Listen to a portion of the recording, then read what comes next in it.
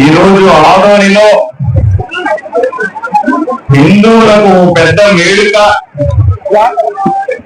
జాతర. దీపావళి రోజు, దసరా రోజు, శ్రీరామనవమి రోజు, ఎక్కడో మన వినాయక చవితి రోజు ఎక్కడో మనమందరూ ఇంతమంది కలిసి ఒక ఉత్సవాన్ని జరుపుకుంటాం. ఇంత వేడుకగా దేవుణ్ణి ప్రార్థిస్తాం, మొక్కులు తీర్చుకుంటాం.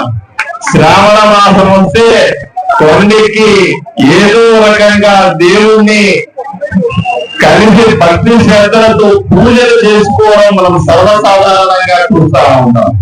అవి ఏమీ లేకుండా ఏ పండగ కానప్పటికి కూడా ఆదోనిలో ఈరోజు ఒక కొత్త పండగ వచ్చిందన్న సంతోషాన్ని అందరూ చూస్తాం.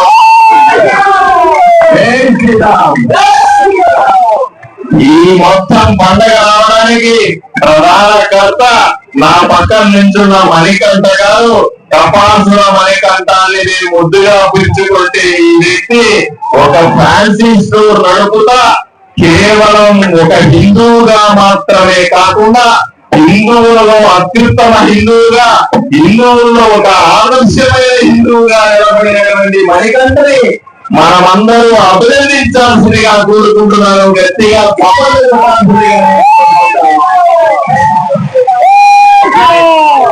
సాధారణంగా హిందూ ధర్మంలో కానీ లేదా దేవాలయాలు నిర్మించడంలో కానీ 10 మంది చెయ్యేసి తలా ఒకరు జోబులో నుంచి రూపాయి ఖర్చు పెట్టి మన మొక్కులు తీర్చుకోవడానికి, మన భక్తి చాటుకోవడానికి మనం దేవాలయాలు నిర్మిస్తా ఉంటాం, విగ్రహాలు పెడతా ఉంటాం, పూజలు చేస్తా ఉంటాం, వేడుకలు చేస్తాం.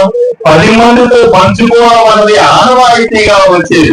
కానీ దానికి భిన్నంగా మన మణికంఠ ఎవరి సహాయం తీసుకోకుండా, ఎవరిని డబ్బులు అడగకుండా తానే సొంతమై తన సొంత ఖర్చులతో తన కుటుంబ ఆదాయంలో నుంచి శ్రీరాముని ఏకశిలా విగ్రహాన్ని ఇక్కడ ఏర్పాటు చేయడం అన్నది ఎంత గొప్ప విషయమో.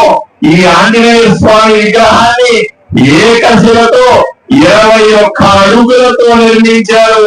ఆదోనిలో ఇంత బ్రహ్మాండంగా కనిపిస్తా ఉంది. చూడండి, చూస్తానే భక్తి భావం వచ్చి పడేలా, చూస్తూనే నిజంగా ఆంజనేయ స్వామి పుట్టిన స్థలం ఇదేమో అనిపించే విధంగా ఇప్పటిదాకా ఉన్న రమణందర ఆంజనేయ స్వామితో పాటుగా కొండ కింద 21 అడుగుల ఏకశిలా విగ్రహాన్ని ఇక్కడ ఏర్పాటు చేసి ఆదోనిలో ఒక చరిత్ర సృష్టించారు. వీళ్ళందరికీ కూడా మీ అందరి తరఫున మణికంఠకి ప్రత్యేకంగా అభినందనం తెలియజేస్తా ఉన్నారు. ఆ దేవుడి కృపా కటాక్షాలు ఈ కుటుంబం మీద, ఈ విగ్రహాన్ని దర్శించుకున్న ప్రతి ఒక్కరి మీద, ఆదోని ప్రజలందరి మీద కూడా దేవుడి ఆశీస్సులు ఉంటాయని మనస్ఫూర్తిగా నమ్ముతా ఉన్నాను. నా భక్తితో నేను కూడా కోరుస్తా ఉన్నాను. ఇది నాకు కూడా అదృష్టమే. నేను ఎమ్మెల్యే అయిన తర్వాత హిందువులు ఇంత గొప్పగా పండుగలు జరుపుకోవడం అన్నది చాలా ఆనందంగా అనిపిస్తుంది.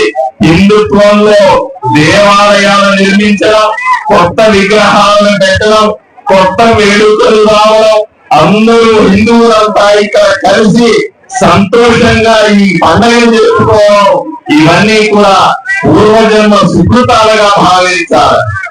ఈ రోజు ఇంకొక విషయాన్ని కూడా అర్థం చేసుకోవాలి. ఇంత పెద్ద కార్యక్రమాన్ని, ఇంత పెద్ద విగ్రహాన్ని ఏర్పాటు చేసినటువంటి మన మణికంఠ తన తల్లిదండ్రుల పేరు మీద ఈ కార్యక్రమాలు నిర్వహిస్తా ఉన్నారు. హిందూ సమాజంలో తల్లిదండ్రులకు ఉన్న గొప్పతనాన్ని ఈ రోజు చిన్న వయసులో కూడా ఇతను ఆచరించి చూపించడం హిందువులకందరికీ ఆదర్శమైనటువంటి వ్యక్తిగా నిలబడ్డాడు. మనమందరూ నేర్చుకోవాల్సిన అంశం మన తల్లిదండ్రుల పేర్ల మీద, మన తల్లిదండ్రులు చేసినటువంటి వాళ్ళకు సంబంధించిన అంశాల మీద ఎక్కడో ఒక దానం చేయడం, ఎక్కడో పూజ చేయడం, ఎక్కడో దేవాలయాన్ని నిర్మించడం, ఎక్కడో అర్చనలు చేయించడం, 10 మందికి అన్నదానం చేయడం, గోశాలను నిర్మించడం, గోవులను సాకడం ఇప్పుడు ఈ మధ్య కాలంలో మనం చూస్తున్నాం. ఇంట్లో ఏదైనా పెట్టుకుంటున్నారనే కుక్కలు సాకుంటున్నారు. నేను మా ఇంట్లో 2 గోవులను సాకుంటా ఉన్నాను.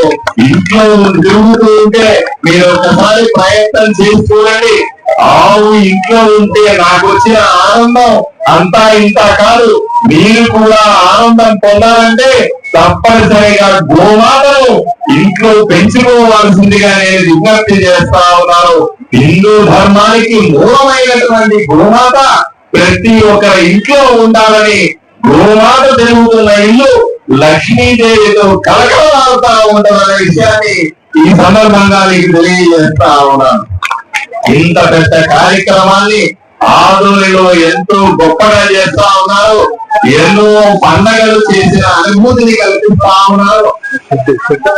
ఈ రకంగా కేవలం అతను మాత్రమే కాకుండా వాళ్ళ పిల్లలు ఇద్దరు ఇక్కడ ఉన్నారు. ఆ పేరేంటి? శ్రేయ, ప్రేమ్. ఈ శ్రేయ ప్రేమ గురించి కూడా ఒక మాట చెప్పాలా. మనం ఎప్పుడు చెప్తా ఉంటాం, ఆవు గట్టన వేస్తే దూడలు ఎట్లు మేస్తాయా అన్నట్టుగా నాన్న ఇంత గొప్ప కార్యక్రమం చేస్తా ఉంటే పిల్లలు ఊరికే ఉంటారా అని ఒకసారి మీరు ఆలోచన చేయండి. తండ్రికి తోడుగా మేము కూడా అని, తండ్రికి తోడుగా మేము కూడా ఉంటామని చెప్పి ఆ ఇద్దరు పిల్లలు కూడా ఈ కొండ కింద నుంచి కొండ పై వరకు వేస్తున్నటువంటి షెడ్ నిర్మాణంలో వాళ్ళ దాచుకున్నటువంటి, మన పిల్లలకు డబ్బులు ఇస్తే దాచుకుని ఏం చేస్తారు? కురుకురేలు తింటారు, వాచ్లు కొంటారు, బైకులు కొంటారు, ఇంకోటి చేస్తారు. ఈ ఇద్దరు బిడ్డలు ఆలోచన చేయండి.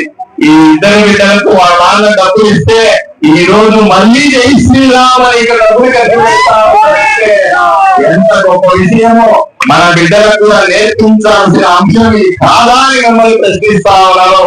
ఇంత గొప్ప పని చేస్తున్నటువంటి ఇద్దరు బిడ్డల్ని కూడా నేను ప్రశంసిస్తా ఉన్నాను, దీవిస్తా ఉన్నాను.